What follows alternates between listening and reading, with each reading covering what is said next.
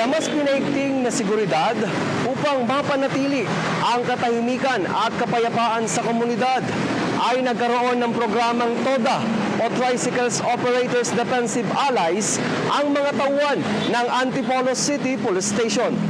Sa naturang programa ay pinangunahan ng mga membro ng Antipolo City Component Police Station sa pamumuno ni Police Lieutenant Colonel Mark Henry Garcia, katuwang ang government official ng lungsod, partner agencies, stakeholders at force multipliers. Binigyan din sa programa ang kahalagahan ng disiplina, koordinasyon at malasakit sa kapwa bilang pundasyon ng isang ligtas at maayos na lungsod. Isinagawa rin ang oath-taking ng mga membro ng TODO officers at pagkilala sa mga katuwang na organisasyon. Sa naturang aktibidad ay nagkaroon ng pamimigay ng food packs at pagkilala sa mga tricycle driver na nagpakita ng malasakit at serbisyo sa komunidad.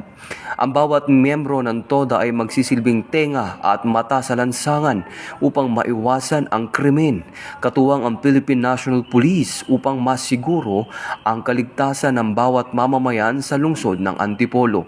Ito ang bagong PNP para sa bagong Pilipinas, serbisyong mabilis, tapat at nararamdaman. Mula dito sa Antipolo City, ako ang inyong Police News Network Correspondent, Patrolman Edwin Baris, alagad ng batas, tagataguyod ng Balitang Pulis.